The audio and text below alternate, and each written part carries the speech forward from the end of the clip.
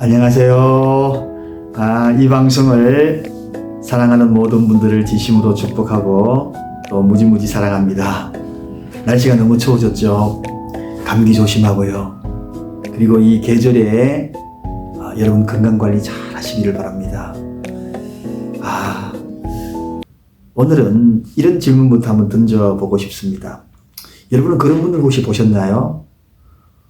소그룹이나 어느 모임이나 또 형제들 관계성 속에 있다가 어떤 사람이 딱 거기 오면 왠지 분위기가 전과 다르게 싸한 분위기, 싸늘해지고 그렇게 즐겁게 이야기하다가도 말수를 줄여버리고 그런 경우가 없었나요?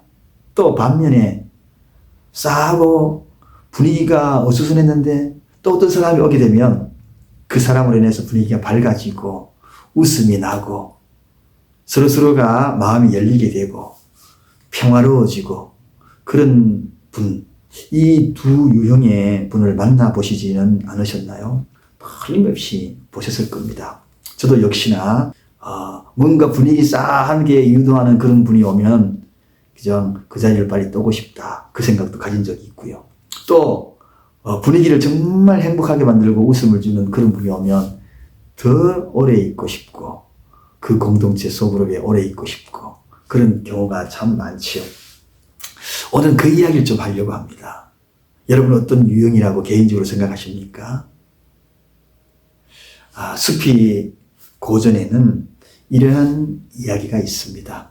바이자드라고 하는 성자가 거기에 등장을 하는데요. 그 성자의 어느 날 어떤 사람이 찾아왔어요. 그리고 그 성자에게 아주 귀한 선물을 했다고 합니다. 다이아몬드가 이렇게 박힌 황금 과일을 선물한 거죠. 그러니까 이 성자 바이자드가 그 선물을 딱 보는 순간에 그 선물을 거부합니다. 저는 비록 황금으로 만든 과일 할지라도 비록 다이아몬드가 있는 이 과일 할지라도 저는 받기를 거부합니다. 왜냐하면 과일가 뭡니까? 과일은 늘 자르는 역할을 하잖아요. 그리고 조각을 내는 역할을 하지 않습니까?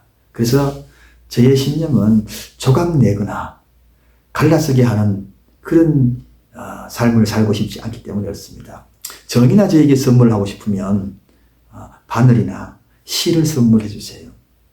그저 상처난 곳을 깨매어주고 갈라선 것을 서로 이어주는 그런 역할을 하는 바늘과 실. 그것은 황금으로 만들지 않아도 좋고 아주 값싼 것으로 만들어서 좋으니 그런 것으로 선물해 주세요. 이렇게 이야기했다는 거죠. 그래서 고전의 이야기니까 오늘날 우리에게 주는 교훈을 한번 깊게 한번 생각해 볼 필요가 있는 거죠.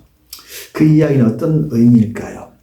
가위나 제가 가위를 들고 나왔습니다. 이 가위나 이 칼은 늘 자르는 역할, 자르는 도구입니다. 물론 자르는 데도 필요가 있을 수도 있겠죠. 그러나 오늘 제가 말씀드리고자 하는 그 교훈은 바로 이 자름으로 인하여서 갈라서게 만든다는 것입니다. 그리고 조각나게 만든다는 거죠. 여러분, 이 도구가 있는 곳에, 즉 이러한 삶과 이러한 생각을 가지고 있는 칼과 가위 같은 그러한 생각을 가지고 있는 그 장소에는 아까 제가 서두에 말씀을 드렸죠. 그런 분이 오게 되면 자꾸 갈라서게 만들어요. 화합하는 이야기보다도 왠지 부정적으로 아니면 비판적으로 그런 이야기들로 주변을 분위기를 싸하게 만들고 불쾌하게 만드는 경우가 많거든요. 칼 같은 경우, 가위 같은 그런 사람들의 유형이라는 것입니다. 오늘 이 시대에도 참 이런 가위나 칼 같은 이런 경우, 이런 상황이 오늘 이 시대에 너무나 난무해 있어요. 이 나라 마찬가지고요. 공동체 들어가 보면 마찬가지. 어떤 공동체가 있다면 참 그로 인해서 가슴 아파하고 불쾌감을 주고 힘들어하는 경우가 얼마나 많은지 모릅니다. 여러분, 그래요. 그러나 제가 이제 이게 두 번째, 바늘과 실의 역할은 좀 다릅니다. 이 바늘과 실의 역할은 어떻습니까? 늘 이어주는 역할이죠. 바늘과 실. 아까 바이자드가 이야기한 것처럼 나는 바늘과 실 같은 그런 역할을 하고 싶은 사람이 되고 싶습니다. 바로 그런 이야기 아니겠어요? 바늘과 같은, 실과 같은 그런 존재. 늘 떨어져 있는 것을 어떻게 언젠간에 조합을 만들고 화합을 만들고 평화하게 만드는 것. 어떤 사람은 어떤 자리에 가든 정말 평화로운 분위기를 자꾸 만드는 사람이 있어요. 바늘과 실 같은 사람이죠. 근데 늘 그 사람이 오면은 웃게 만들어요. 행복해요. 그리고 이상하게 포근해. 따뜻함을 느껴. 그런데 반면에 어떤 사람은 오면 항상 찬물을 끼얹는 말만 합니다. 자기밖에 몰라요. 자기 주장이 너무 강하기 때문에. 그러다 보니 분위기가 싸하게 만들고 불쾌하게 만들어지고 또 포근한 분위기가 아주 싸늘하게 만들어버리는 그런 경우가 참 많습니다. 평안함을 주는 사람이 있는 곳은 언제나 따뜻함이 있어요. 그리고 기쁨이 있어요. 그리고 결과적으로 모두가 다 행복해요. 그러나 불쾌감을 주는 사람은 늘 피하고 싶어요. 만나고 싶은 생각이 별로 없어요. 그리고 그 만남이 때로는 두렵기까지도 하게 합니다. 그리고 마음까지 상하게 되고요. 그리고 그 모든 공동체를, 그 만남을 어둡게 만들어버립니다. 여러분, 오늘 이 시대에 정말 바늘과 실 같은 사람이 필요해요. 정치 한번 들여다보셔요. 전부 갈라쓰고 쪼개고 난리잖아요. 또 오늘 이 시대의 공동체들 한번 들여다봐요. 교회별로 이런 걸 참 많이 아파하고요. 어떤 그런 공동체 아니더라도 다른 어떤 사회적인 공동체도 들어가 보면 이런 경우가 너무나 많아요. 이렇게 해서 마음이 상해버리고 그런 경우 너무나 많아요.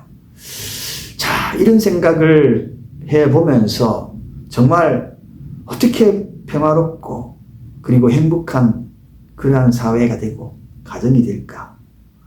정말 오늘 이 시대에 바늘 같은 사람, 실 같은 사람 서로 연결해주고 꼬매주고 상처나면은 보다듬어 주고 하는 그런 사람, 그리운 시대가 되어버리지 않았는가?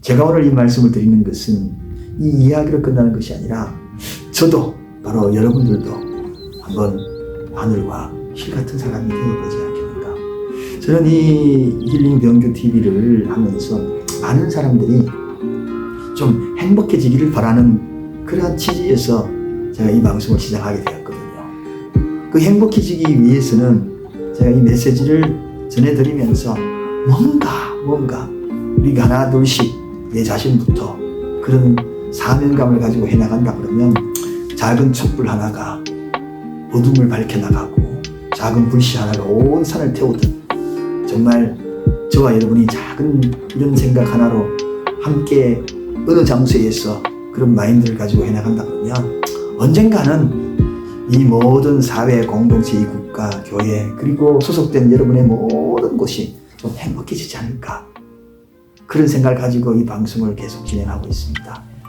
가히 칼 그런 존재가 되지 말고 바늘과 실 같은 존재가 되자 하는 그 말씀으로 오늘 말씀을 대신합니다. 이 방송을 보고 계시고 또 거기에 동참하기로 함께 결심하는 모든 분들을 진심으로 사랑하고 축복합니다. 감사합니다.